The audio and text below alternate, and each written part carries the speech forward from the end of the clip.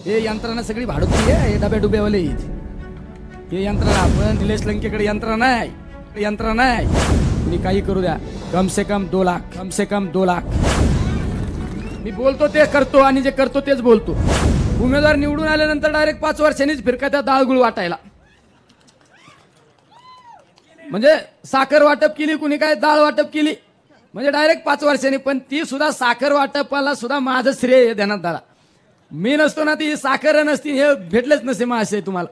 आपल्या भागामध्ये मला सुद्धा बऱ्याच पत्रकारांनी प्रश्न विचारला की तुम्ही निवडणुकीला कसं सामोरं जाणार. मी सांगितलं, निवडणुकीला सामोरं जात असताना हा मतदारसंघ भौगोलिकदृष्ट्या सर्वात मोठा मतदारसंघ आहे आणि या मतदारसंघातल्या वेगवेगळ्या अडचणी आहेत. आपला भाग जवळजवळ 70-75% भाग आपला दुष्काळी भाग म्हणून आपल्या मतदारसंघाकडे पाहिलं जातं. नगर दक्षिण मतदारसंघाकडे एक 15-20% हा भाग पिण्याच्या पाण्याच्या ओलिताखाली असणारा भाग आहे.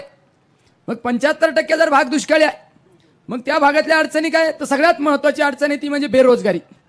जर आपण बेरोजगारी मात करू शकलो, तर माझ्या बेरोजगार तरुणांना जर आपण रोजगार देऊ शकलो, तर ते कुटुंबाला त्या ठिकाणी एक आधार देण्याचं काम आपण भविष्य काळात करणार आहे. माझा तर एक निर्धार आहे, मी बोलतो ते करतो आणि जे करतो तेच बोलतो.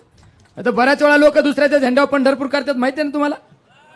कामं आपण मंजूर करायचे, नारळ त्यांनी फोडायचे. सगळ्यात जास्त अनुभव कुठे गेले की आमदार साहेब, हे दोघांना पण अनुभव विचारा.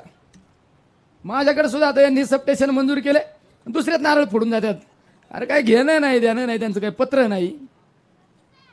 म्हणजे आपण जे बोलतो ते करतो आणि जे करतो तेच बोलतो. भविष्य काळात तुम्ही जर मला संधी दिली ना, प्रत्येक तालुक्यात MIDC उभी केल्याशिवाय स्वस्त बसणार नाही. प्रत्येक तालुक्यात MIDC, ही बेरोजगारी कमी झाली पाहिजे. या माझ्या बेरोजगार तरुणांना हाताला काम मिळालं पाहिजे. मागच्या कालखंडामध्ये पाहिलं असेल, एका बाजूने विकासाच्या गप्पा मारायच्या आणि महाराष्ट्रातले मोठमोठे उद्योगधंदे गुजरातला घेऊन जाण्याचं काम या राज्यामध्ये केलेलं आहे. पिण्याच्या पाण्याच्या बाबतीत सुद्धा अनेक योजना आहे. आमच्या नगर भागामध्ये साखळाई म्हणून योजना आहे. ती योजना निवडणूक आल्यानंतर मतं मागायची आणि परत 5 वर्ष त्या योजनेकडे पाहायचं नाही. त्यावेळेस तिथं सन्माननीय साहेबांनी सांगितलं होतं मोठ्या, की साखळाईचं पाणी आणलं नाही तर मी मतदान मागायला सुद्धा येणार नाही. आता उलट साखळाई भागातल्या 30-35 गावातल्या लोकांनी त्यांना प्रश्न विचारला पाहिजे. आणि तुम्ही तर सांगितलं होतं पाणी आणतो. इकडं आमच्या शेवगाव भागात गेल्यानंतर सांगितलं होतं की ताजनापूरचं पाणी आम्हाला आणू. त्या भागात त्या गावातल्या लोकांनी मला सांगितलं, त्या परिसरातल्या घोषणा दिल्या, आश्वासनं दिले, परत आम्हाला पाहायलाच मिळाले नाही म्हणले. म्हणजे आमच्या घोसपुरी भागात MIDC आणू, खरवंडीला पाणी आणू. इतक्या मोठमोठ्याला गप्पा मारल्या, लोकांना वाटलं आयला खरं काहीतरी करीन. पण 5 वर्ष तुम्हाला बघायला सुद्धा मिळालं नाही. तुम्ही पाहिलं असेल तुमचा नगर पाथर्डी रस्ता, तर इतकी रस्त्याची दुरावस्था होती. 450 लोक मृत्युमुखी पडले, बरोबर आहे ना. माझ्याबरोबर उपोषणाला बरोबर शिवशंकर दादा होते, हरिहर होते, किसनराव होते, रफिक भाई हे सगळे होते, प्रताप काका हे सगळे उपोषणाला होते. प्राजक्त दादा पण नंतर उपोषणात सहभागी झाले. 450 लोकांचा बळी गेला आणि त्यांना या भागात यायचं म्हणलं तर हेलिकॉप्टरने येत होते, हेलिकॉप्टरने फिरले. अरे त्या रस्त्याच्या कामासाठी आम्ही उपोषणाला बसलो. त्यांनी सत्तेचा गैरवापर केला. कलेक्टरला सांगितलं, आम्ही कलेक्टरच्या दारात उपोषणाला बसलो असताना सांगितलं की अजिबात उपोषणाकडे जायचं नाही. पण आम्ही पण हट्टी आहेत, आम्ही जे ठरवलं तेच करतो. आम्ही सांगितलं नाही, आम्हाला माहीत नाही, आम्ही उठणार नाही. रस्त्याचं काम सुरू झाल्याशिवाय उठणार नाही. प्रत्येक त्या रस्त्याचं काम सुरू झालं आणि आपण ते उठलो आणि आज रस्ता जो चांगला आहे, नंतर त्याचा श्रेय घेण्याचा पण प्रयत्न केला. मी मोठा देवीच्या देवदर्शनाला आलो, इथं बोर्ड लागले होते का रस्त्याचा, म्हणजे यांच्या माध्यमातून रस्ता झाला. म्हणजे फक्त खोटे आश्वासने द्यायचे. तुम्ही काहीतरी सांगितलं हेलिकॉप्टरनी.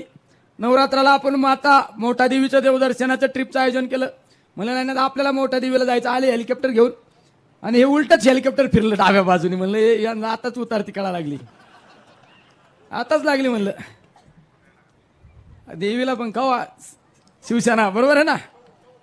मुळे हे देवीला सुद्धा मान्य नाही. अरे या ना तुम्ही नतमस्तक व्हा, देवीच्या दारात नतमस्तक व्हा.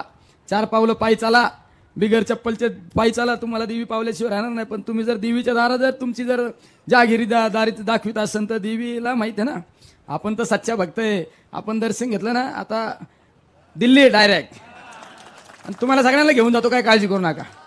मी एकमेव असा आमदार आहे, मला काय हे दोघं येड्यात काढतात. किती लोक आणतो अधिवेशनाच्या काळात, 200-400 लोक दरवर्षी घेऊन जातो. मी डायरेक्ट लॉबीत बसतो आणि लॉबीत बसलो खालून फोटो काढतो. त्याचा फोटो व्हायरल झाला का तो पण खुश.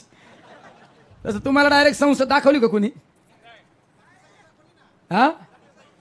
कुणी दाखवली? धाकणे साहेबांनी दिल्ली दाखवली तुम्हाला. आता डायरेक्ट मी तर सगळा लोंढाच घेऊन जातो दिल्लीला.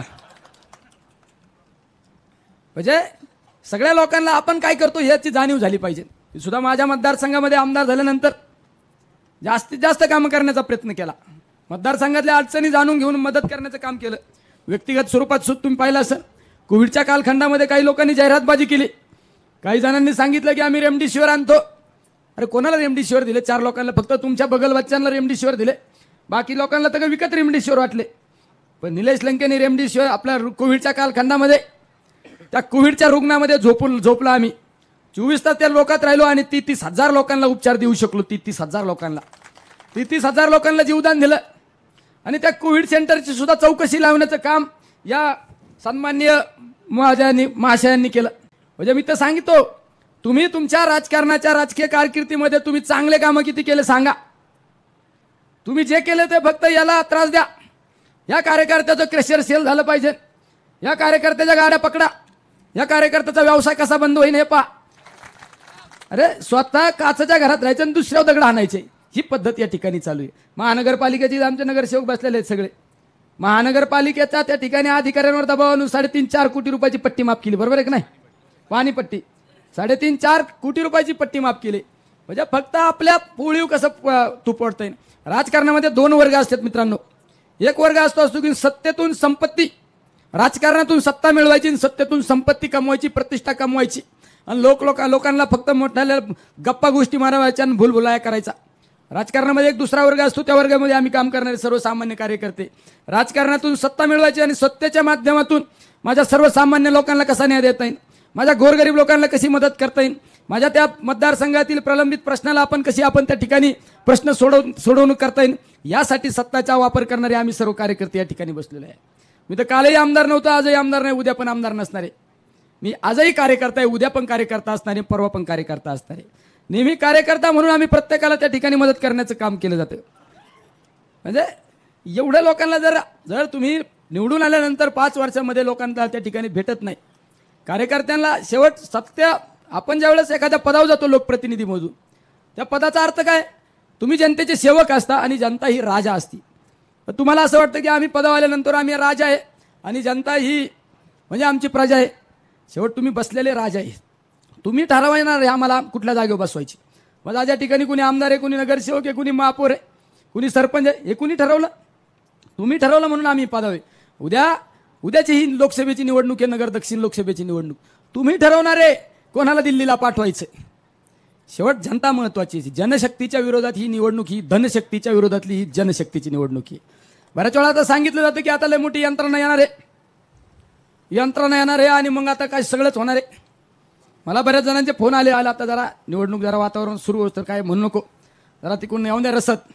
मी सांगतो तू पण घे, निम्मी मला पण दे खर्चायला. म्हणजे रसद यंत्रणा, हे यंत्रणा सगळी भाडोत्री आहे, हे डब्या डुब्यावाले आहेत हे यंत्रणा. पण निलेश लंकेकडे यंत्रणा आहे, म्हणजे जीवाभावाचे लोक आहे माझ्याकडे. ही ताकद माझी महत्वाची. मला जर एखाद्याने प्रश्न विचारला तू आयुष्यात काय कमवलं, मी सांगू शकतो मी आयुष्यात काय कमवलं मला माहीत नाही. मी आयुष्यात जे कमवलं हे लाख मोलाचे माणसं, ज्यांची किंमतच होऊ शकत नाही असे माणसं कमवण्यात त्या ठिकाणी कमवलेले आहे. त्यावेळेस ही निवडणूक म्हणजे आपण इतक्यात सहजपणे ही निवडणूक जिंकू शकतो. निवडणुकीचा निकाल तर ठरलेला आहे, तुम्हाला मित्रांनो सांगतो. कुणी काही करू द्या, कम से कम 2 लाख लावू द्या यंत्रणा लावून द्या. काय हिंडायचं, कोणाला हिंडून द्या. हे प्यादे बदलू शकतात, प्यादे बुद्धिबळाच्या खेळातले प्यादे बदलू शकतात, पण हे सैनिक बदलू शकत नाही, हे मला खात्री आणि विश्वास आहे. तुम्ही राजकारण कुणाला एखादा दबाव आणू शकता, तुझी चौकशी लावीन, तुला हे करीन ते करीन. माझ्या शेतकऱ्याची काय चौकशी लावणार आहे, माझ्या सर्वसामान्य लोकांची काय चौकशी लावणार आहे.